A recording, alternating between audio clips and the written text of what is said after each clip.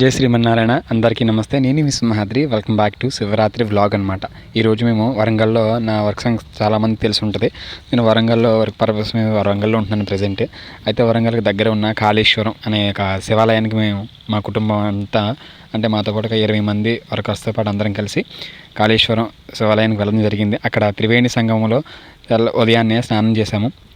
అక్కడ త్రివేణి సంగమంలో ఉదయాన్నే అందరం స్నానాలు చేసి స్వామివారి దర్శనం చేసుకున్నాం అనమాట.